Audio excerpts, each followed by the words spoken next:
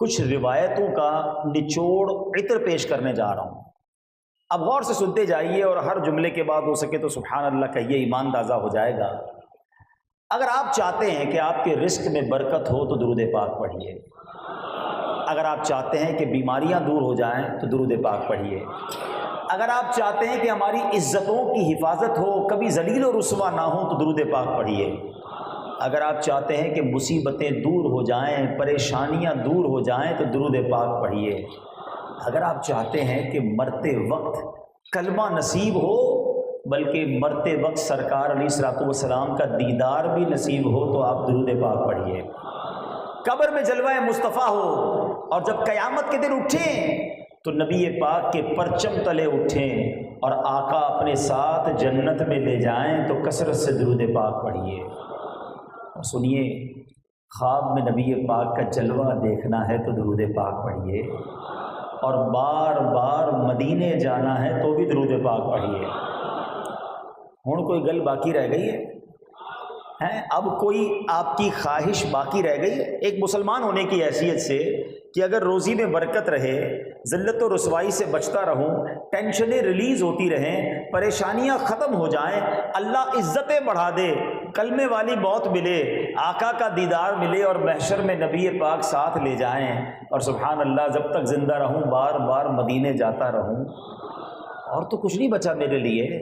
اور اب میں آپ کو صحیح بتا رہا ہوں کہ یہ ساری بشارتیں، یہ ساری فضیلتیں یہ درود پاک کے اندر موجود ہیں کہ جگہ جگہ میرے آقا علیہ الصلوۃ والسلام نے اس طرح کے انعامات کا اعلان کیا ہوا ہے. اس کا مطلب کیا ہوا کہ میری تو ہر تمنا، میری تو ہر خواہش، میرا ہر پرابلم درود پاک سے سالو ہو سکتا ہے. وہ شاعر نے ایسے نہیں کہا کہ انہوں نے کیا لکھا، ہر درد کی دوا ہے صلی علی محمد، ہر درد کی دوا ہے صلی علی محمد، تعویذ ہر بلا ہے صلی علی محمد. اب ذرا آپ سوچئے کہ ہر درد کی دوا جب درود پاک ہے، ہر پرابلم کا سولوشن درود پاک ہے، تو پھر میں درود پاک پڑھنے میں سستی کیوں کر رہا ہوں؟ ایکچولی یہ بھی شیطان کا ایک وار ہے کہ وہ ہمیں دیگر کاموں میں انوالو کر دیتا ہے، میں درود پاک پڑھنے کا موقع ہی نہیں دیتا. جیسے ہی تھوڑا ٹائم ملتا ہے نا، کاروبار پہ بیٹھے ہیں، کوئی کام نہیں ہے، یا کوئی بندہ کہتا ہے ذرا بیٹھیے گا میں 5 منٹ میں آیا، وہ 5 منٹ بھی، وہ 10 منٹ بھی ہم کیا کرتے ہیں، جیب سے موبائل نکالتے ہیں اور اس کو دیکھنا شروع کر دیتے ہیں. بہت سارے جناب ویب سائٹیں ہیں تو پیجز ہیں، 5 منٹ کیا 50 منٹ بھی نکل جائیں پتہ نہیں چلتا. حالانکہ اگر یہ ذہن بنا ہوا ہو کہ جب جب موقع ملے جیب سے موبائل نہیں، جیب سے تسبیح نکالنی ہے، کلمہ پڑھنا ہے، درود پڑھنا ہے، جنت کا سامان کرنا ہے، اسی دنیا میں رہ کر ہی کرنا ہے نا. اور یہ یقین مانیں، زبان جو ہے نا یہ کمال کی نعمت ہے. اسی زبان سے جنت کمانا آسان ہے، لیکن یہی زبان گناہوں کے سبب جہنم میں بھی لے جا سکتی ہے. حالانکہ زبان سے نیکی کمانا کتنا آسان. سب مل کر کہیے سبحان اللہ، اب کہیے الحمدللہ، اب کہیے اللہ اکبر. کتنی دیر لگی؟ 30 سیکنڈ بھی نہیں لگے. اگر آپ سے بھی میں سوال کروں کہ آپ 30 سیکنڈ میں کتنے پیسے کما لیتے ہیں؟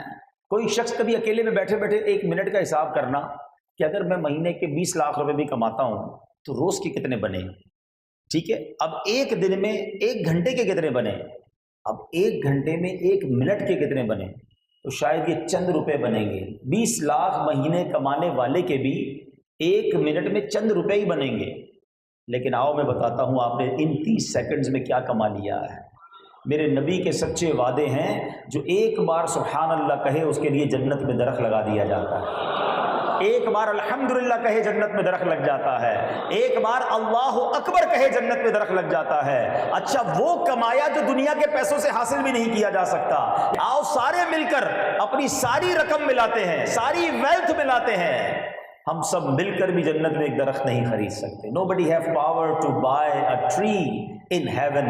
جنت میں کوئی درخت اپنی مرضی سے نہیں خرید سکتا، مگر رب کی رحمت دیکھو، صرف زبان کو تھوڑی حرکت دینی ہے، ذکر کرنا ہے اور جنت میں درخت حاصل کر لینا. تو کیوں نہیں یہ نیکیاں کرتے؟ اللہ کرے کاروباری لوگ بیٹھے تو سچے کاروباری بنو نا، کہ جب ٹائم کا تھوڑا سا حصہ ملے. یار مثال دیتا ہوں، اگر ذہن بناؤ نا نیکی کمانے کا، تو مثال دیتا ہوں، اگر آپ کو کوئی کہے یار ذرا 10 منٹ میں آیا، تو فوراً دماغ میں کلک ہو گیا 10 منٹ میں سورہ یاسین پڑھی جا سکتی ہے، موبائل نکال کر سورہ یاسین پڑھ لیتا ہوں، 10 قرآن کا ثواب مل جائے گا۔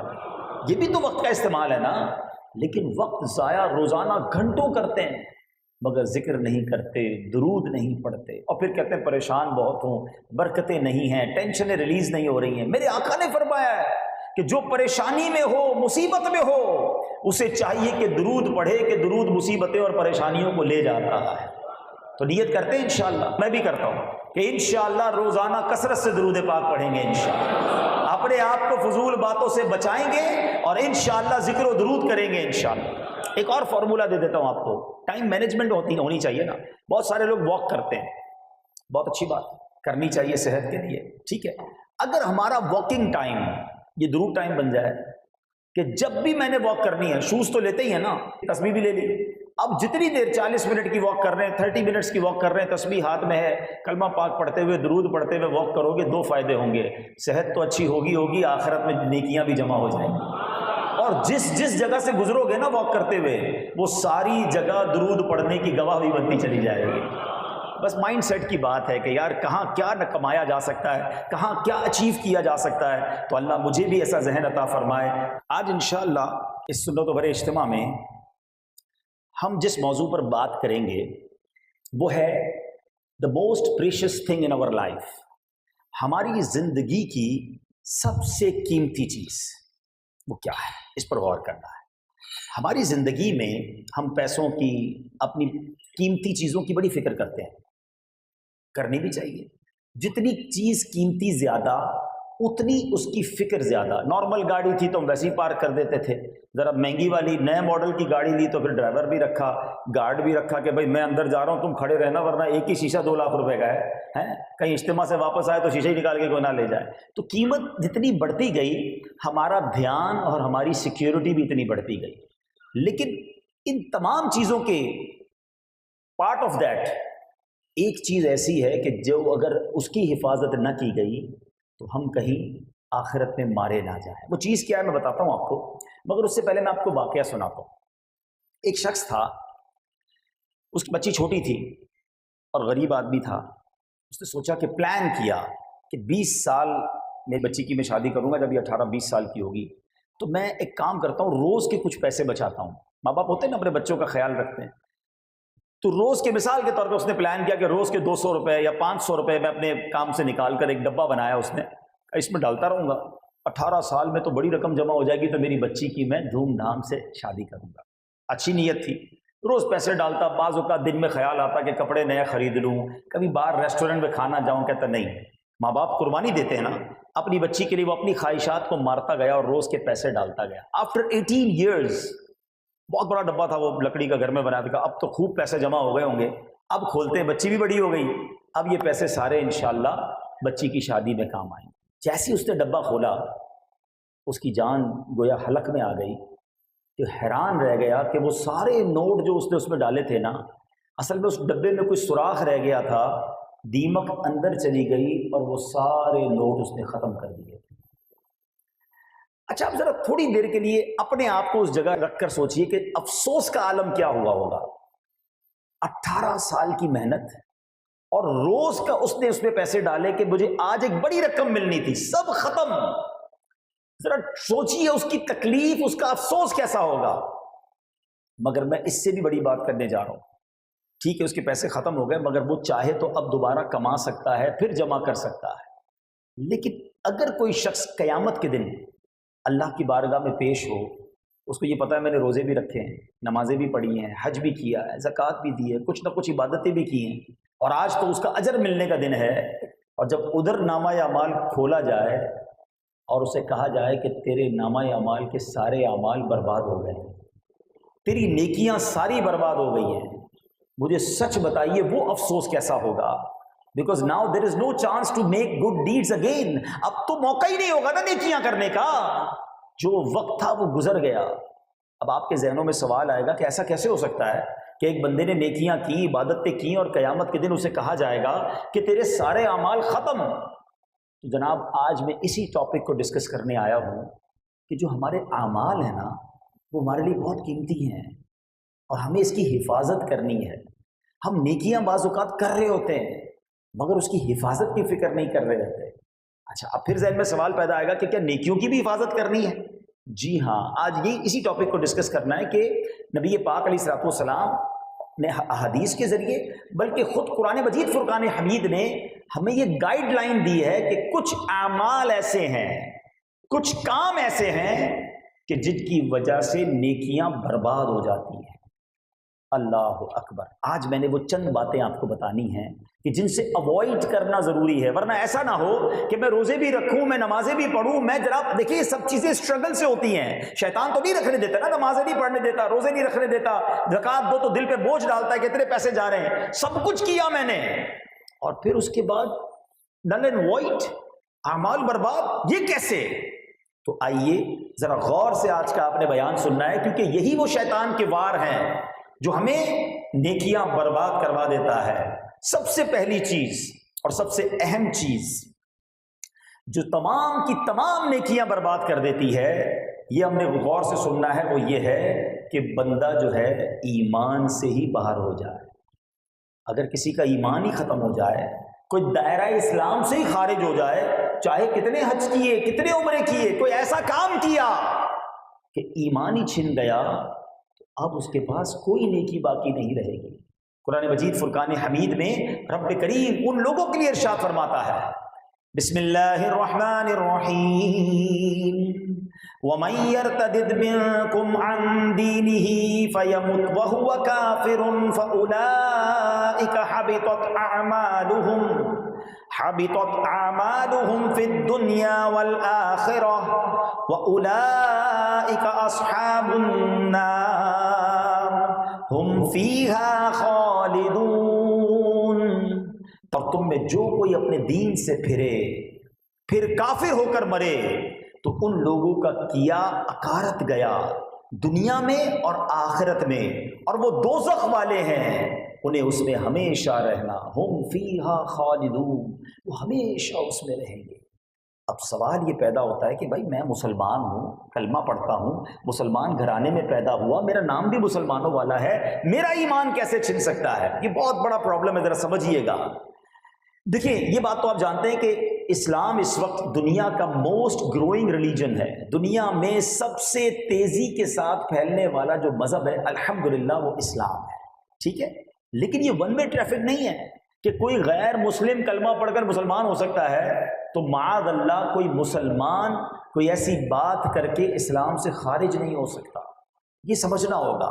سرکار دو عالم صلی اللہ تعالی علیہ وسلم کی آپ کو میں حدیث سناتا ہوں. میرے آقا فرماتے ہیں کہ اولاد آدم مختلف طبقات پر پیدا کی گئی. There are 4 categories. نبی پاک نے 4 کیٹیگریز بیان کی ہیں. حدیث پاک کا مضمون ہے بعض مومن پیدا ہوئے، حالت ایمان پر زندہ رہے، اور ایمان یعنی مومن ہی مریں گے. ہم اللہ سے دعا کرتے ہیں کہ اللہ ہمیں یہ پہلی والی کیٹیگری میں شامل فرما. ہم مسلمان تو پیدا ہوئے ہیں، مسلمان والی زندگی بھی گزار رہے ہیں، میرے مولا موت بھی ایمان والی دیجیے. دوسری کیٹیگری آقا فرماتے بعض کافر پیدا ہوئے، کافروں والی زندگی گزاری اور کفر پر ہی ان کی موت ہوگی. اور ایسے بھی اربوں لوگ ہیں غیر مسلموں کے گھر میں پیدا ہوتے ہیں، ادھر ہی انتقال ہو جاتا ہے. مگر اب تیسری کیٹیگری سنیں، نبی پاک فرماتے بعض کافر پیدا ہوئے، کافر والی زندگی گزاری مگر مومن ہو کر مریں گے. اور یہ ہو رہا ہے دنیا میں، کئی لوگ ایمان قبول کر رہے ہیں، ساری زندگی کفر میں گزاری، کلمہ پڑھ رہے ہیں. میں ایک واقعہ نہیں بھولتا، ہانگ کانگ میں ہمارے اسلامی بھائی کسی مریض کی عیادت کرنے گئے، اور اپنا مسلمان بھائی تھا وہ. تو جب اس مریض کی عیادت کی تو اس کے بالکل برابر میں ایک بیڈ تھا جس پر 70 سال کا ایک غیر مسلم بوڑھا بھی لیٹا ہوا تھا. اس نے امامہ اور داڑھی وغیرہ دیکھی تو اس نے اشارہ کیا کہ ذرا ادھر آئیے. تو وہ اس کے پاس چلے گئے. کہا آپ کون ہیں؟ کہا آپ اپنے مسلمان بھائی کی عیادت کرنے آئے ہیں. اچھا یہ داڑھی کیوں ہے؟ وہ سوال کرتا گیا، وہ جواب دیتے گئے کہ ہمارے آقا کی سنت ہے. اچھا یہ نبی پاک کون ہے؟ تو کچھ اسلام کی بات ہوئی. اب یقین کریں تھوڑی دیر کی کانورزیشن کے بعد اس مریض نے جو 70 سال کا غیر مسلم تھا اسی بستر پر کلمہ پڑھ لیا اور مسلمان ہو گیا. مگر اس سے زیادہ ایمان افروز بات یہ ہوئی کہ کچھ ہی گھنٹوں کے بعد اس کا انتقال بھی ہو گیا. الامان والفیس. اب ذرا غور کرو کہ کوئی سجدہ نہیں کیا، کوئی نماز نہیں پڑھی، مگر اس کے نصیب میں ایمان والی موت تھی، اس کے بستر پر کلمہ پڑھانے والے پہنچ گئے. ٹھیک ہے، یہ تیسری کیٹیگری. مگر اب چوتھی کیٹیگری جو ہے نا وہ ہم سب کو ڈرانے والی ہے. تو نبی پاک فرماتے ہیں کچھ لوگ مومن پیدا ہوں گے، مومنوں والی زندگی گزاریں گے، مگر ان کا خاتمہ کفر پر ہوگا. یہ ہے بات سمجھنے والی. یہ ایمان جو ہے نا بہت بہت بڑی نعمت ہے. ساری دنیا کی دولت، ساری دنیا کا مال ایک طرف، ایمان ایک طرف. لیکن ہم میں سے کون ہے جو ایمان کی حفاظت کی فکر کرتا ہے؟ اپنی گاڑی کی حفاظت کی فکر ہے، موبائل کی فکر ہے، فیکٹری کی فکر ہے، 50 قسم کے جناب پریکاشنز ہم کرتے ہیں. ایمان کی حفاظت کے لیے کبھی بھی غور کیا؟ کبھی رات کو نیند نہ آئی ہو، خیال آیا ہو کہ یا اللہ میرا ایمان سلامت رہے؟ اچھا ابھی بھی ہو سکتا ہے کسی کے ذہن میں خیال آئے کہ یار یہ کون سی نئی بات لے کر آ گئے مولوی صاحب، ایمان کی حفاظت کی کہاں سے باتیں ہو گئیں؟ آؤ میں آپ کو آپ کے نبی کی دعا سناتا ہوں. اللہ کے حبیب کی تعلیم دیکھو. ہمارے آخری نبی صلی اللہ علیہ وسلم دعا کرتے تھے، یا مقلب القلوب ثبت قلبی علی دینک. What is the meaning of that دعا؟ اے دلوں کو پھیرنے والے، میرے دل کو اپنے دین پر ثابت قدمی عطا فرما. اللہ کے نبی دعا کر رہے ہیں، اللہ کے وہ ہیں جن کے صدقے ہمیں دین ملا ہے.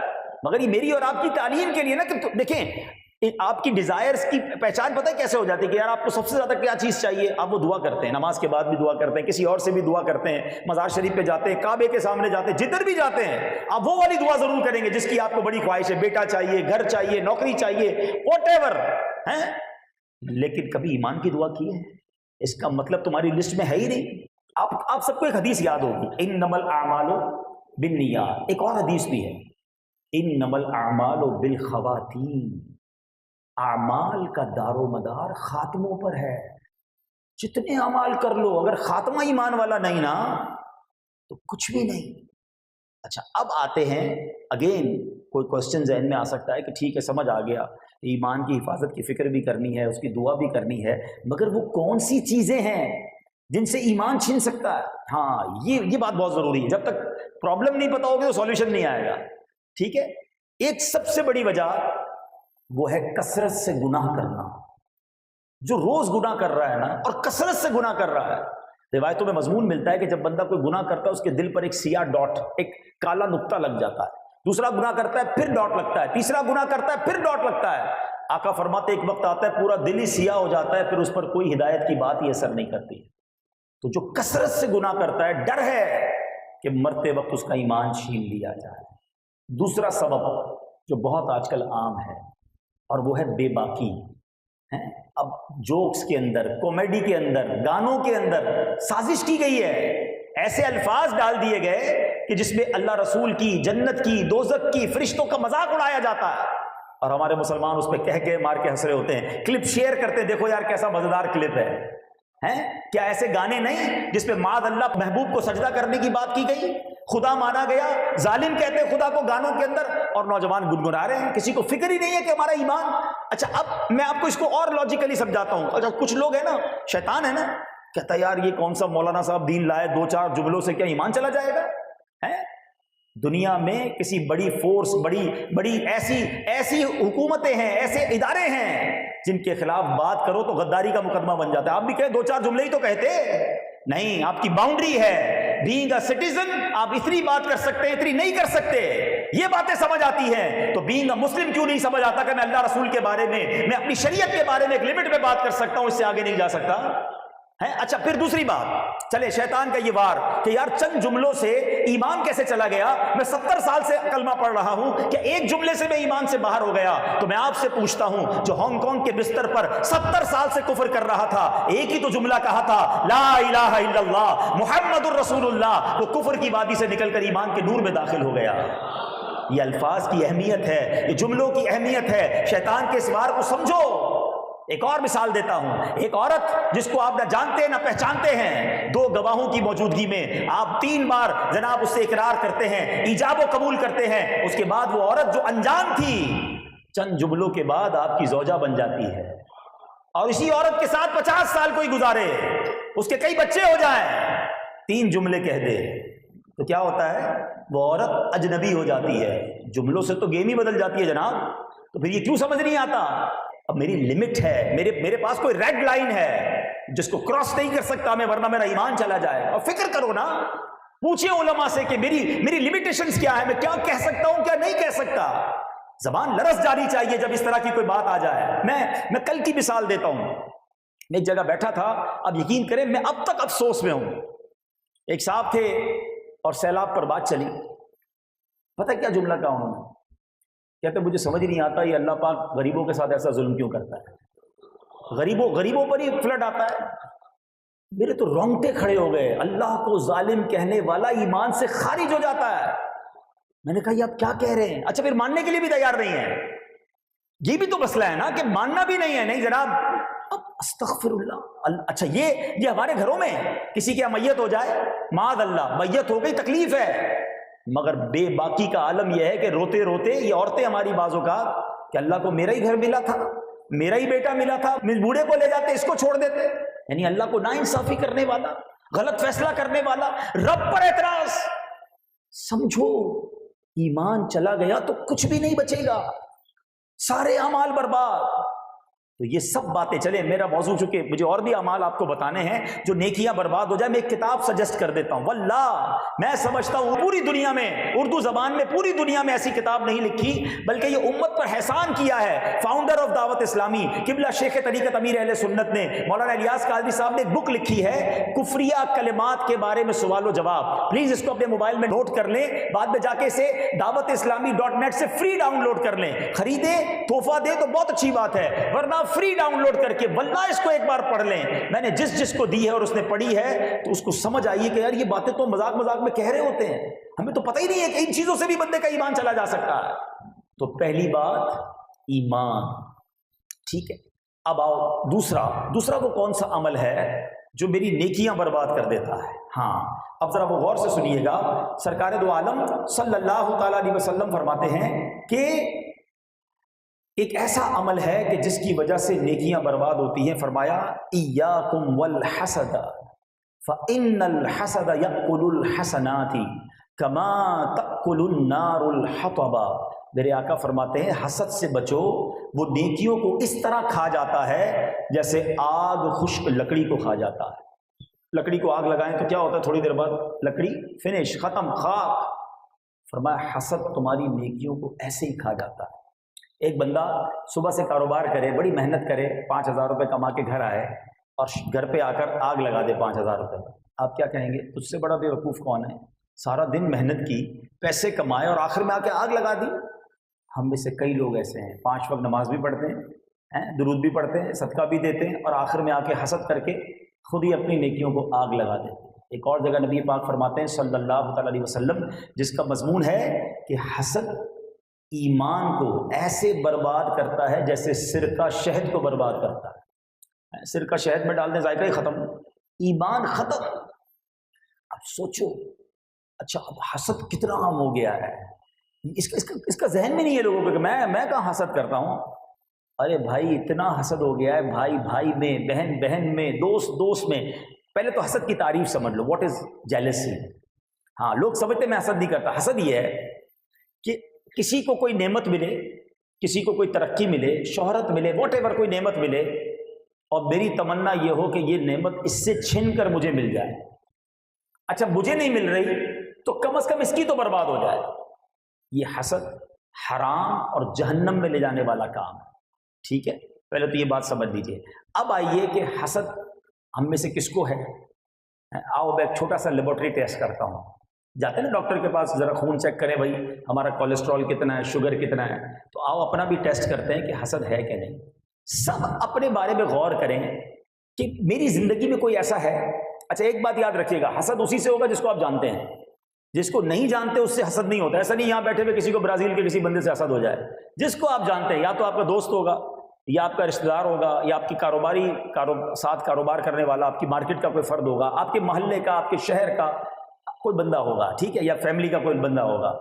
کوئی ایسا ہے، اپنے آپ سے سوال کیجیے اور ایمانداری سے جواب مجھے نہیں دیجیے گا، اپنے آپ کو جواب دے دیجیے گا کہ یار جب بھی اس کو کوئی نعمت ملتی ہے نا مجھے پرابلم ہوتی ہے.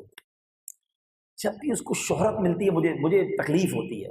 جب میرے سامنے کوئی اس کی تعریف بیان کرتا ہے نا تو مجھے بہت برا لگتا ہے. یار اس کی کیوں تعریف کر رہے ہو، کوئی اور بات کرو، موضوع چینج کرو.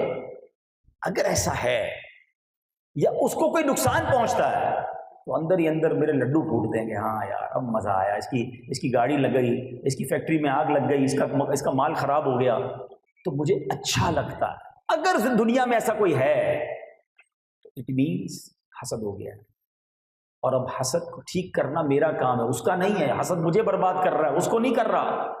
حسد کرنے والا حاسد، اور یہ ایکچولی پتہ ہے کیوں اتنا برا عمل ہے؟ مجھے میرے 2-3 چیزوں کا سب مل کے جواب دیں گے۔ عزت دینے والا کون ہے؟ ذرا زور سے۔ دولت دینے والا کون ہے؟ اولاد دینے والا کون ہے؟ خوبصورت بنانے والا کون ہے؟ شہرت دینے والا کون ہے؟ جب دینے والا اللہ ہے تو پھر تمہیں پرابلم کیا ہے؟ حسد کرنے والا ایکچولی اللہ پر اعتراض کرتا ہے، یہ اللہ کی تقسیم پر آرگیومنٹ ہے، اعتراض ہے کہ اللہ تو نے اس کو دیا مجھے نہیں دیا، تو نے اس کو شہرت دی مجھے نہیں دی، اس کو عزت دی مجھے نہیں دی، اس کو مال دیا مجھے نہیں دیا۔ یہ اللہ پر اعتراض اس لیے گناہ کبیرہ ہے، ٹھیک ہے؟ اب آؤ، اب حال کیا ہے؟ ابھی آپس میں بیٹھتے ہیں دوست، کوئی آ کے دوست بتاتا ہے یار میں نے نئی موٹر سائیکل لی، اچھا ماشاءاللہ دکھاؤ تو صحیح، دیکھی، مٹھائی کب کھلاؤ گے؟ مٹھائی بھی کھائی، اور جیسے ہی وہ دوست آگے گیا 2 نمبر کے پیسے سے لیے۔ ارے کوئی اپنے گھر پہ بلاتا ہے، میں نے نیا گھر لیا ہے، اس کے گھر بھی جائیں گے، بریانی بھی کھا کر آئیں گے، جیسے ہی باہر نکلیں گے سود کے پیسوں کا کام کرتا ہے، لوگوں کو دھوکہ دے کر اتنا بڑا گھر بنا لیا۔ یعنی کمال ہے یار، کسی کو نعمت مل رہی ہے اور آپ کو پرابلم ہو رہی ہے، کیوں کرتے ہیں یہ حسد؟ بلکہ اتنا برا حال ہے کہ کوئی حج پر عمرے پر جائے تو اس سے بھی لوگ حسد کر رہے ہوتے ہیں کہ دیکھو یار یہ کر کے حج پہ جا رہا ہے، اللہ کے گھر جا رہا ہے۔ ارے وہ جانے، اس کا رب جانے، آپ اعتراض کرنے والے کون ہیں؟ آپ گناہگار ہو رہے ہیں اس کو۔ اچھا ایک بات طے کر لیں، میں اور آپ سارے مل کے کسی کو ذلیل کرنا چاہیں نا، اور رب نے اس کے مقدر میں عزت لکھی ہے، اسے کوئی ذلیل نہیں کر سکتا، وہ اوپر ہی جا رہا ہے، اس کو ترقی ملنی ہے، اور سارے مل کے کسی کو عزت دینا چاہیں اور مقدر میں ذلت لکھ دی گئی، کسی کو ہمت نہیں ہے اس کی ذلت سے روک سکے۔ وَتُعِزُّ مَن تَشَاءُ وَتُذِلُّ مَن تَشَاءُ بِيَدِكَ الْخَيْرُ۔ تو کیوں کرتے ہیں ہم کسی سے؟ ہمیں پرابلم، میرے محلے میں اس کو کوئی جانتا نہیں تھا، آج اتنا مشہور ہو گیا، ساری دنیا میں جانتے لوگ۔ ارے اللہ نے عزت دی ہے، تم کیوں تکلیف میں آ گئے؟ اچھا اس تکلیف کا نقصان ہم ہی کو ہوتا ہے۔ مجھے کئی لوگ ملتے ہیں، نیند نہیں آتی، سکون نہیں ہے، تو چیک کر لو کسی کا حسد بال لیا ہے، کیونکہ تم اسی کے بارے میں سوچتے رہتے ہو، تم سوچتے رہتے ہو وہ آگے جا ہی جا رہا ہے، وہ آگے ہی جا ہی جا رہا ہے، تمہیں پرابلم ہو رہی ہے۔ اچھا ملتان کے بعد کراچی میں بھی کاروبار شروع کر دیا، اچھا ایک اور فیکٹری بھی لگا لی، اچھا اس ملک بھی چلا گیا، وہ جا ہی جا رہا ہے آگے، تم جلی جا رہے ہو، کس بات کی جلن ہے بھائی؟ اچھا دیکھیں اس کی ایک اور خوبصورت جائز صورت بھی ہے جس کو غبطہ کہتے ہیں عربی میں، اردو میں رشک کہتے ہیں۔ اب اللہ سے دعا کرے، اے اللہ تو نے اس کو دیا ہے مجھے بھی دے دے، اس کو نوازا، میرے رب کے خزانوں میں تو کمی نہیں ہے نا، اے اللہ تو نے اسے عزت دی، تو عزت دینے والا مجھے بھی دے دے، اس میں کوئی پرابلم نہیں ہے، مگر ادھر حال یہ ہے کہ اس کی چھین کر مجھے ملے، اچھا مجھے نہ ملے وہ برباد ہو جائے۔ یار وہ کتنا گندا دل ہے اس بندے کا جو مسلمان کے نقصان میں خوش ہو رہا ہے۔ یہ کاروبار مارکیٹ میں بھی لوگ بیٹھے ہوں گے نا، کسی کی دکان چل رہی ہے، کسی کا کاروبار چل رہا ہے، یار یہ کیوں آگے بڑھ رہا ہے؟ اچھا پھر عجیب دماغ، شیطان تو پھر بدگمانیاں، کوئی بندہ بیچارہ نیا نمازی بنا، اس کو ہو سکتا ہے آج کے بیان میں درود کی فضیلت بھی سن لی، اس نے تسبیح بھی نکال لی، اب وہ مارکیٹ میں بیٹھ کے تسبیح پڑھ رہا ہے، کہہ رہا ہے یار یہ سامنے بیٹھ کے لگتا ہے مجھ پہ ہی وظیفہ کر کے پھونک رہا ہے نا، گاہک سارے اس کے پاس جا رہے ہیں، میرے پاس نہیں آ رہے۔ ارے کمال ہے، وہ درود پڑھ کے جنت کما رہا ہے، تم بدگمانی کر کے حرام کر رہے ہو۔ عجیب دماغ ہو گیا لوگوں کا، نیگیٹو کیوں نیگیٹو بھائی؟ اللہ سے مانگو نا۔ دیکھیں میں یہاں ہمارے کسی اسلامی بھائی کو دوں گا یار 50,000 روپے لیں، ذرا یہاں سے بانٹنا شروع کریں 1,000 تو پیچھے والوں کو ٹینشن ہو جائے گی، یار 50,000 تو ادھر ہی ختم ہو جائیں گے، میری باری نہیں آئے گی۔ یہ ہمارے پاس خزانے ہیں جو تھوڑے ہیں، میرا رب چاہے تو ساری کائنات کو نوازے نا، اور وہ نواز ہی رہا ہے۔ ہم یہ کیوں سوچتے ہیں کہ یار اس کو مل گیا تو مجھے نہیں مل سکتا؟ ہم اللہ سے مانگے نا، ہم اس کا چھیننے کے چکر میں کیوں ہیں، اس کا برباد ہونے کے چکر میں کیوں ہیں؟ اور ایک بات یاد رکھو، جو کسی کا برا چاہتا ہے آخر میں اسی کا برا ہو جاتا ہے۔ ایک جملہ بڑا خوبصورت بزرگوں کے سنا، آج دہرا بھی لو اس کو، سب کا بھلا سب کی خیر، سب کے بھلے میں اپنی خیر۔ دعا کیا کرو اے اللہ سب کا بھلا کر دے، سب کی خیر، سب کو نوازو۔ اچھا اب آتے ہیں علاج کی طرف۔ بیماری بتا دی، ٹھیک ہے، لیبارٹری ٹیسٹ بھی ہو گیا، مریض کو پتہ چل گیا ہوگا کہ ہاں یار فلاں رشتہ دار، فلاں کزن، فلاں دوست، فلاں کوئی نہ کوئی تو ہے جس کی باتیں ذرا بھی اس کی تعریف ملتی ہے نا میں فوراً چینج کرتا ہوں بات کو، مجھے تکلیف ہونے لگتی ہے۔ اگر ایسا ہے it means you are in problem. اب میں علاج بھی بتا دیتا ہوں۔ دعوت اسلامی والے خالی پرابلم بھی بتاتے ہیں، سولوشن بھی بتاتے ہیں۔ ٹھیک ہے، آؤ علاج بھی لے جاؤ. اور علاج بھی ماشاءاللہ حدیثوں سے اور علماء نے بڑے پیارے انداز میں بتایا. سب سے پہلا علاج، اور یہ صرف حسد کا نہیں ہے، یہ تمام دل کی بیماریوں کا علاج ہے، بلکہ جسمانی بیماریوں کا علاج ہے، وہ دعا ہے. اللہ سے دعا، اکیلے میں دعا کیا کرو، یا اللہ میرا دل صاف کر دے، میرے دل کو حسد سے پاک کر دے، تکبر سے پاک کر دے، اے اللہ دکھلاوے سے پاک کر دے، مسلمانوں کے لیے نیگیٹو سوچنے سے پاک کر دے. میرا رب وہی تو خالق ہے نا. دعا کرو گے اللہ صاف کر دے گا دل کو. پہلا علاج. دوسرا علاج، یہ تھوڑا اینٹی بائیوٹک ہے. ہاں اینٹی بائیوٹک میں تھوڑی تکلیف ہوتی ہے نا، انجیکشن لگتا ہے، تھوڑا سا انجیکشن ہے یہ، لیکن علاج بڑا زبردست ہے. وہ یہ ہے کہ آپ کو جس سے حسد ہو گیا نا، اور جس چیز سے حسد ہوا ہے، کسی کی خوبصورتی سے ہوا ہے، کسی کی شہرت سے ہوا ہے، یا کسی کی دولت سے حسد ہوا ہے، آپ اللہ سے دعا کریں کہ اللہ اس کی دولت میں اور اضافہ کر، اے اللہ اس کی خوبصورتی میں اور اضافہ کر. آپ کے بندہ پہلے ہی اچھا نہیں لگ رہا مولوی صاحب، تسی کہہ دو انہاں دے واسطے دعا کرنا. پھر کیسے؟ یہی تو مشکل ہے کہ واقعی آپ کو دل نہیں چاہے گا دعا کرنے کا، لیکن بیمار میں ہوں نا، دوائی مجھے پینی ہے. آپ دعا کریں، اس کا فائدہ بتا رہا ہوں. جب آپ دعا کریں گے نا کہ اللہ اس کو اور عزت دے، تھوڑے دنوں بعد آپ کو کوئی آ کر بتائے گا اور پتہ چلا وہ اور ترقی کر گیا ہے، تو آپ خود جواب دیں گے میں بھی تو دعا کرتا ہوں، اللہ نے ترقی دی، میں بھی تو اس کے لیے دعا کر رہا ہوں. تو یہ حسد صاف ہو جائے گا. تیسرا ایک اور طریقہ ہے، اور وہ یہ ہے کہ جس سے حسد ہو گیا ہے آپ اس کو جا کر تحفہ دیں، کیونکہ حدیث پاک میں ہے کہ تحفہ دو محبت بڑھتی ہے. ہاں لیکن تحفہ دیتے ہوئے یہ مت کہنا بھائی مجھے تجھ سے حسد ہو گیا تھا، آرٹس کونسل اجتماع میں گیا تھا اس لیے تحفہ لایا ہوں، تو اور گڑبڑ ہو جائے گی. ہاں ایسے بغیر بتائے آپ نے اس کو تحفہ دینا ہے، محبت سے ملنا ہے، تاکہ اس کے دل میں آپ کے لیے محبت اور آپ کے دل میں اس کے لیے محبت بڑھ جائے اور میرا دل صاف ہو جائے. کیونکہ حسد جب تک رہا نا تمہیں سکون نہیں آئے گا، آرام نہیں آئے گا، چین نہیں آئے گا. حسد کو نکالنا پڑے گا. اچھا نہیں نکلا تو نقصان کس کا ہو رہا ہے؟ روز نیکیاں میری برباد نا. نبی پاک نے فرمایا کہ نیکیوں کو حسد اس طرح کھا جاتا ہے جیسے آگ لکڑیوں کو. میں نمازیں پڑھ رہا ہوں وہ جل رہی ہے ختم ہو رہی ہے، روزے میں رکھ رہا ہوں ختم ہو رہا ہے، کیونکہ حسد دل میں پالا ہوا ہے. We have to remove jealousy from our heart. ہمیں نکالنی پڑے گی حسد کی عادت. تو آج میں نے آپ کو کچھ علاج بھی بتا دیا ہے. ایک اور بک سجیسٹ کر دیتا ہوں. ہاں کوئی یہ نہ سمجھے مولانا صاحب کتابیں بیچنے آئے، یہ کوئی میری کتاب نہیں ہے اور میرا اس میں کوئی پروفٹ نہیں ہے، لیکن میں چاہتا ہوں آپ پڑھیں. یہ چیزیں پڑھنے کے لیے ضروری ہیں، یہ ہمارے ایمان کا معاملہ ہے. کتاب کا نام ہی حسد ہے. یہ بھی فری ڈاؤن لوڈ کر لیں، نہ خریدیں. کتاب نہیں خریدنی تو dawatIslami.net سے ون آف دا بیوٹیفل بک. میں نے تو 2-3 علاج بتائے، 2-3 مثالیں بتائیں، اس پہ پوری ڈیٹیل سے بیان کیا گیا کہ حسد ہوتا کیسے ہے اور اس کو ریموو کیسے کیا جا سکتا ہے. میں اب ایک تیسرے عمل کی طرف آ رہا ہوں، اور وہ بھی ہمارے معاشرے میں بہت زیادہ ہے. اللہ اکبر. اور وہ پتہ کیا ہے؟ چلے قرآن سے بتاتا ہوں. قرآن کہتا ہے یا ایھا الذین آمنوا لا تبطلوا صدقاتکم بالمن والاذی. اے ایمان والو اپنے صدقے باطل نہ کرو احسان رکھ کر اور ایذا دے کر. احسان جتا کر اور تکلیف دے کر صدقے ختم ہو جاتے ہیں، برباد ہو جاتے ہیں.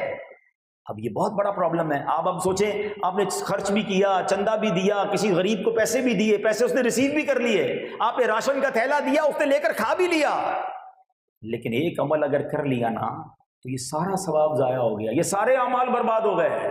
اور وہ کیا ہے؟ احسان جتانا، تکلیف پہنچانا، دینے والے کو ذلیل کرنا.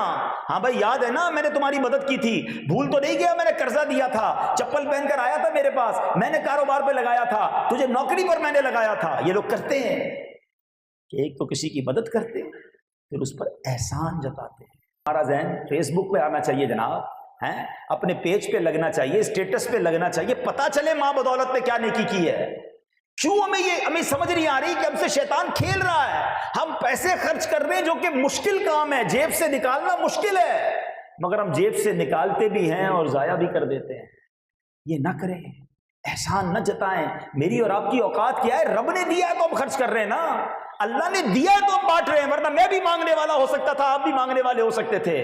یہ دے کر کس بات کا جناب جوش ہے، کس بات کا کروفر ہے کہ میں دیتا ہوں. خدا کی قسم صدقہ دینے والا، غریبوں کی مدد کرنے والا مدد بھی کرے اور سجدہ شکر بھی ادا کرے کہ اللہ تیری مہربانی، تو نے مانگنے والا نہیں بنایا، دینے والا بنایا. آپ سوچو یار، اللہ نے ہمیں اتنی ساری مصیبتوں سے بچایا ہوا ہے، ہمیں تو شکر بھی ساری زندگی گزارنی چاہیے، مگر ذرا سی نیکی کی، ذرا سا کام کیا، دکھانا ہے، بتانا ہے، پھر احسان جتانا ہے. یہ تو تکلیف دہ عمل ہے کہ بندہ کسی کو تکلیف دے کہ میں نے تجھے یہ کر کے دیا ہے. ہمارے بزرگان دین تو بتاتے تک نہیں تھے کہ کس نے کس کی مدد کی ہے. تو احسان نہ جتائے. اور ایک اور عمل جو اعمال برباد کرتا ہے وہ ریاکاری ہے, دکھلاوا. یہ اس سے ملا ہوا ہی ہے. احسان جتاتے ہیں یا کم از کم دکھلاوا کرتے ہیں, سب کو پتہ چلے. کیوں ہمارے دل میں یہ خیال آتا ہے کہ یار میں جب مسجد میں کوئی پیسے دوں تو امام صاحب نام لے کر اعلان کریں, فلاں حاجی صاحب نے کولر لگائے, فلاں حاجی صاحب نے بلینکٹ وہ کارپیٹ لگایا, تو فلاں نے اے سی لگایا. کیوں؟ اپنے آپ سے پوچھیں کہ میں کیوں چاہتا ہوں میرا اعلان ہو, میرا نام پتہ چلے لوگوں کو, تاکہ لوگ کہیں کہ کتنا سخی ہے. وہ آپ نے حدیث سنی ہوگی نا کہ حدیث پاک میں آتا ہے کہ قیامت کے دن پہلے ایک شہید کو لایا جائے گا اللہ کی بارگاہ میں. اللہ اسے اپنی نعمتیں بتائے گا. وہ کہے گا ہاں یا اللہ تو نے مجھے بڑی نعمتیں دی. ارشاد ہوگا بتا تو نے ان نعمتوں کے بدلے کیا کیا؟ عرض کرے گا مولا میں نے تیری راہ میں لڑتے لڑتے جان دے دی. جان تو سب سے قیمتی چیز ہے نا. ارشاد ہوگا تو جھوٹا ہے, تو نے اس لیے لڑائی کی, اس لیے جہاد کیا کہ لوگ تجھے مجاہد کہیں, بہادر کہیں, تجھے دنیا میں کہہ لیا گیا. اے فرشتوں اس کو, اس شہید ہونے والے کو لے کر جہنم میں داخل کر دو. حدیث پاک کا خلاصہ سنا رہا ہوں. اللہ کی راہ میں جان دینے والا مگر نیت دکھلاوے کی تھی, اسے جہنم میں ڈال دیا جائے گا. پھر ایک سخی کو لایا جائے گا. اے اللہ کی راہ میں مال خرچ کرنے والوں غور سے سنو, سخی ہوگا. اللہ فرمائے گا میں نے تجھے یہ نعمتیں دی. وہ کہے گا یا اللہ تو نے دی, بتا تو نے کیا کیا؟ یا اللہ تو مال دیتا رہا, میں خرچ کرتا رہا, میں نے تیری راہ میں غریبوں کی مدد کی. فرمایا تو جھوٹا ہے, تو نے اس لیے کیا کہ تجھے سخی کہا جائے, وہ تجھے کہہ لیا گیا. اے فرشتوں اس کو اٹھا کر بھی جہنم میں ڈال. پھر ایک عالم کو, دین سکھانے والے قاری کو لایا جائے گا. اللہ کریم اس بندے سے فرمائے گا میں نے تجھے اتنی اتنی نعمتیں دی, تو نے کیا کیا؟ یا اللہ تو نے علم دیا, میں لوگوں کو سکھاتا رہا, قرآن پڑھاتا رہا. فرمایا تو جھوٹا ہے, تو نے اس لیے کیا کہ لوگ تجھے عالم کہیں, تجھے قاری کہیں, تجھے دین کا داعی کہیں, تجھے کہہ لیا گیا. اے فرشتوں اس کو بھی اٹھا کر جہنم میں ڈال.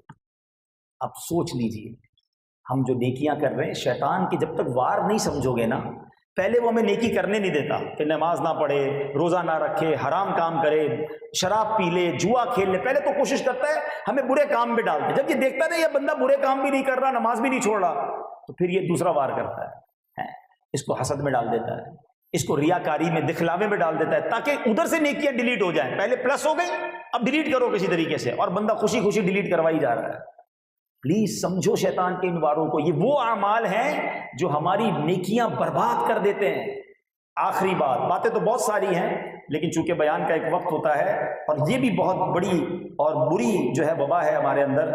اللہ کرے کہ یہ بھی دور ہو جائے کہ انسان اپنے اندر اپنے اخلاق اچھے کرے, کیونکہ جو اخلاق ہے نا وہ اچھا ہونا تو بڑی کمال کی چیز ہے, مگر جو بد اخلاق ہے اس کے اعمال کا کیا ہوتا ہے.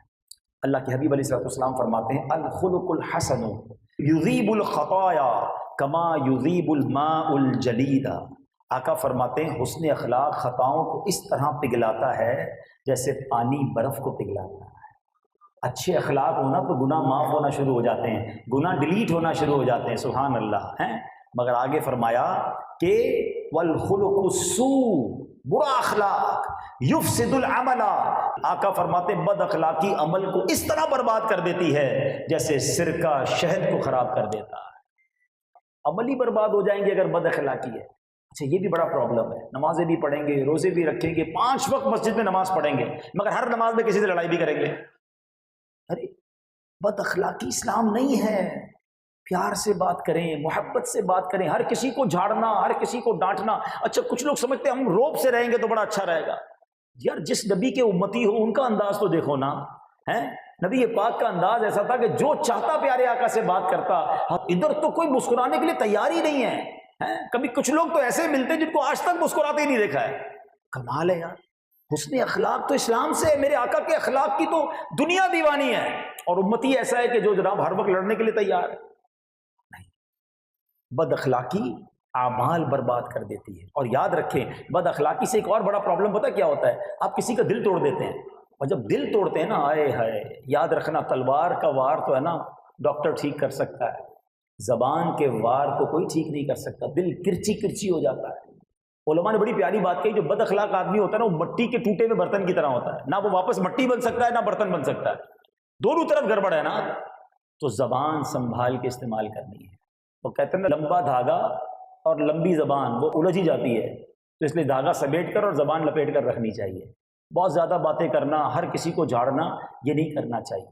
زبان میں یاد رکھو، زبان میں تلوار نہیں ہوتی ہے مگر وہ خون بہا دیتی ہے، ہاں، اور زبان میں ہڈی نہیں ہوتی ہے مگر وہ ہڈیاں توڑوا دیتی ہے۔ یہ بڑی بڑی اہم چیز ہے۔ زبان سے بد اخلاقی کر کے آپ دیکھیں نا، وہ ایک کتاب میں نے جملہ پڑھا کہ ان باتوں سے بچنا چاہیے کہ جن باتوں کو کرنے سے لوگ منو مٹی تلے سو جاتے ہیں، بلکہ ان باتوں پر تھوڑی مٹی ڈال کر سکون کی زندگی گزاری جا سکتی ہے۔ تھوڑی سی برداشت بھی اپنے اندر آنی چاہیے، نہیں چھوڑوں گا، مجھے کیوں ایسا کہا۔ وہ چھوٹا سا جھگڑا بڑھتے بڑھتے یہاں تک جاتا ہے کہ ایک بندہ قبر میں چلا جاتا ہے، دوسرا جیل میں چلا جاتا ہے، ادھر ہی مٹی پا دی جاتی ہے، ادھر ہی بات ختم کر دی جاتی ہے۔ تو بہرحال میرے پیارے اسلامی بھائیوں، باتیں تو بہت ساری تھی، ٹائم پورا ہو گیا اور زیادہ۔ میں چلے یہ بھی کتاب سجیسٹ کر دیتا ہوں تاکہ اگر کسی کو شوق ہے کہ یار میں پڑھوں وہ کون سے اعمال ہیں جو نیکیاں برباد کر دیتے ہیں، تو اس کتاب کا نام ہی یہی ہے، نیکیاں برباد ہونے سے بچائیے، اور میں نے تقریباً بیان اسی کتاب سے کیا ہے۔ یہ بھی ہماری دعوت اسلامی کی ویب سائٹ پر موجود ہے۔ ہم کوئی سیلنگ کے لیے نہیں آئے، میں تو چاہتا ہوں آپ پڑھیں تاکہ اپنی نیکیاں برباد ہونے سے بچائیں۔ اتنی محنت سے نیکی کرتے ہو یار، فجر میں بھی اٹھے، وضو بھی کیا، نماز بھی پڑھی، اور شام ہوئی تو سب برباد ہو گیا، کیونکہ وہ عمل پالا ہوا تھا جو نیکیاں برباد کرنے والا تھا۔ تو آج چند باتیں میں نے آپ کے سامنے رکھ دی ہیں کہ جس میں ایمان کی حفاظت کرنی ہے۔ دوسری بات، آپ نے حسد سے بچنا ہے، دکھلاوے سے بچنا ہے، ریاکاری سے بچنا ہے، اور احسان جتانے سے بچنا ہے، بد اخلاقی سے بچنا ہے۔ یہ سارے وہ کام ہیں جو ہماری بڑی محنت سے کیے ہوئے اعمال جو ہے وہ برباد کر سکتے ہیں۔ میں رب کریم سے دعا کرتا ہوں کہ مولا تیرے بندے ہیں، بڑی مشکل سے، نیکیاں تو پہلے ہی نہیں ہیں، اے اللہ جو ٹوٹی پھوٹی نیکیاں کی ہیں وہ اپنی بارگاہ میں قبول بھی فرما لے، اور اے اللہ اسے ضائع ہونے سے بھی تیرے ہی کرم سے بچا لے، اور اے اللہ ہم سب کے ایمانوں کی حفاظت فرما۔